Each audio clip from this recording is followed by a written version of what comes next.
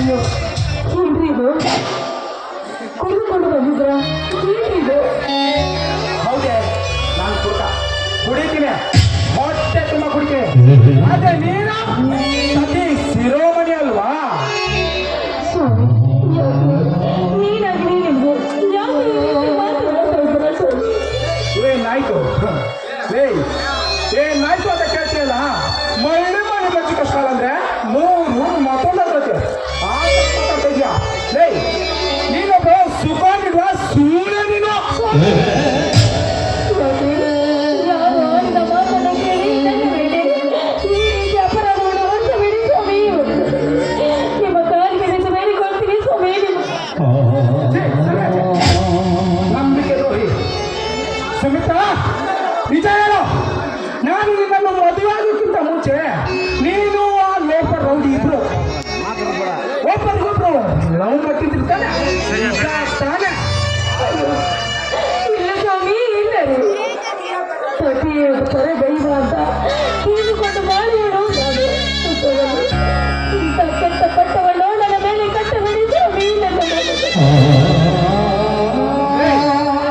ಹಾಗಾದ್ರೆ ನಿಜ ಹೇಳು.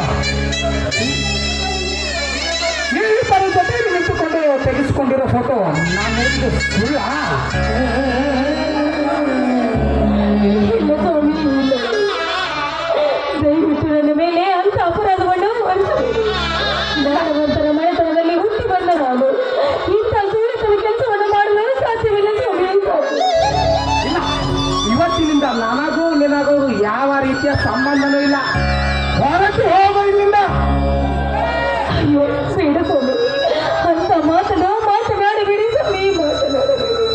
ನಾನು ಮಾನವಂತರ ಮನೆತನದಲ್ಲಿ ಹುಟ್ಟಿ ಬಂದವರು. ಅಂತ ಕೆಟ್ಟ ಕೆಲಸವನ್ನು ಮಾಡಲು ಸಾಧ್ಯವಿಲ್ಲರು. ನಿಮ್ಮ ಮಗು ನನ್ನ ಹೊಟ್ಟೆಯಲ್ಲಿ ಬೆಳೀತಾ ಇದೆ. ಆ ಮಗುವಿನ ಮೇಲೆ ಆಣೆ ಮಾಡಿ ಹೇಳುತ್ತೇನೆ. ನನ್ನ ಮಾತನ್ನು ನಂಬಿ ಸ್ವಾಮಿ, ನನ್ನ ಮಾತನ್ನು ಇಲ್ಲ, ನಿಜ ಹೇಳು. ನಿನ್ನ ಹೊಟ್ಟೆಯಲ್ಲಿ ಬೆಳೆಸಿರೋ ಮಗು ಇಲ್ಲ ಇಲ್ಲ ಇಲ್ಲ ಇಲ್ಲ ಇಲ್ಲ. ನನ್ನ ಹೊಟ್ಟೆಯಲ್ಲಿ ಬೆಳೆಸಿರೋ ಮಗು ನಂದಲ್ಲ ಕಣಲೇ. ನೀನು ನಿನ್ನ ಹೊಟ್ಟೆಯಲ್ಲಿ ಬೆಳೆಸಿರೋ ಮಗು ಪಂಪಾಪತಿರ ಇಲ್ಲ ನಂದ? ನಿಜ ಹೇಳು ಸ್ವಾಮಿ. ಯಾಕೆ ಈ ರೀತಿ ಚುಚ್ಚಿ ಮಾತನಾಡಿ ನನ್ನ ಮನಸ್ಸನ್ನು ನೋಡ್ತಾ ಇದ್ದೀರಾ? ಏನಾಗಿದೆ ನಿಮಗೆ? ಈ ರೀತಿ ಮಾತನಾಡೋದಕ್ಕಿಂತ ನನ್ನ ಕತ್ತೇಜಿಗೆ ಕೊಂದು ಹಾಕ್ಬಿಡಿ ಸ್ವಾಮಿ, ಕೊಂದು ಸಂತೋಷವಾಗಿ ನಿಮ್ಮ ಪಾದದ ಮೇಲೆ ಬಿದ್ದು ಸತ್ತು ಹೋಗುತ್ತೇನೆ ಸ್ವಾಮಿ. ನಾನು ಸತ್ತು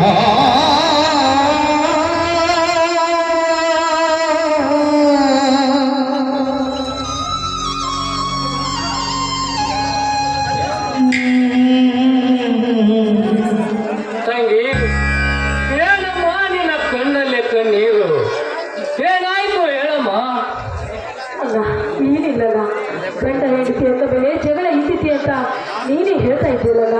ಏನಿಲ್ಲಲ್ಲ ಇಲ್ಲ ತಂಗಿ, ನಿನ್ನನ್ನು ನೋಡಿದರೆ ಏನೋ ಸಂಕಟದಲ್ಲಿ ಇದ್ದಾಗೆ ಕಾಣುತ್ತದೆ.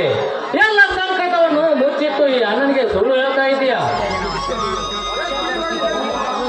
ಓಹೋ ಬಾವ, ಯಾವಾಗ ಬಂದ್ರೆ? ನಿನ್ನ ತಂಗಿನ ನಾನು ಚೆನ್ನಾಗಿ ನೋಡ್ಕೊಳ್ತಿದ್ರು ಇಲ್ವೋ ಅಂತ ನೋಡ್ಕೊಂಡು ಹೋಗಕ್ ಬಂದ್ರ? ಹಾಗೇನಿಲ್ಲಪ್ಪ ರಾಜೇಶ, ಹಾಗೆ ನೋಡಿಕೊಂಡು ಹೋಗೋಣ ಅಂತ ಬಂದೆ. ರಾಜೇಶ, ನೀನು ಈಗ ಕುಡಿಯಲು ಶುರು ಮಾಡಿದ್ದೇನಪ್ಪ.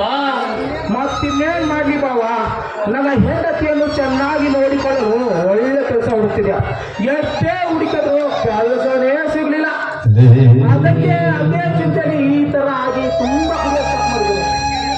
ಬೇಡ ರಾಜೇಶ, ಬೇಡ. ನೀನು ದಿನಾಲು ಕುಡಿದು ಬಂದು ನನ್ನ ತಂಗಿಗೆ ಪಿತ್ತ ಹಿಂಸೆ ಕೊಡಬೇಡಪ್ಪ, ಕೊಡಬೇಡ.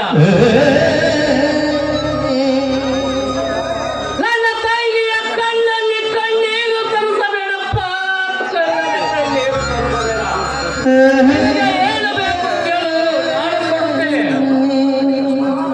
ಬಾವ, ನಾನೊಂದು ಬಿಸ್ನೆಸ್ ಮಾಡ್ಬೇಕಂತ ಅನ್ಕೊಂಡಿದ್ದೆ. ಅದಕ್ಕೆ ಒಂದು 10,000 ರೂಪಾಯಿ ಹಣ ಬೇಕಿತ್ತು. ನಿಮ್ಮಿಂದ ಏನಾದ್ರು? ಆಯ್ತು ರಾಜೇಶ, ತೆಗಿಬೇಕಲ್ಲಪ್ಪ ಈ 10,000 ಹಣವನ್ನು. ಈ ಹಣದಿಂದ ಒಳ್ಳೆ ಕೆಲಸವನ್ನು ಮಾಡಿ ನನ್ನ ತಂಗಿಯನ್ನು ಚೆನ್ನಾಗಿ ನೋಡಿಕೊಳ್ಳಪ್ಪ, ಚೆನ್ನಾಗಿ ನೋಡಿಕೊ. ಆಯ್ತು ಬಾವ, ಹೋಗ್ತೀನಿ ಸರಿನಾ? ತಂಗಿ ನೀನು ಈಗ ತುಂಬಾ ಗರ್ಭಿಣಿ ಹೆಂಗಸು. ನಿನ್ನ ಮೊದಲನೇ ಅಡಿಗೆ ಈ ಅಣ್ಣನ ತವರ ಮನೆಯಲ್ಲಿ ಆಗಬೇಕೆನ್ನುವುದೇ ಆಸೆ ಕುಣಮ್ಮ. ನಾನು ತವರು ಮನೆಗೆ ಬಂದ್ರೆ ನನ್ನ ಗಂಡ ಮನೆಯಲ್ಲಿ ಒಬ್ಬರೇ ಆಗುತ್ತದೆ. ನಾನು ತವರು ಮನೆಗೆ ಬರುವಷ್ಟು ಯೋಗ್ಯತೆ ಇಟ್ಟುಕೊಂಡಿಲ್ಲ ಅಣ್ಣ.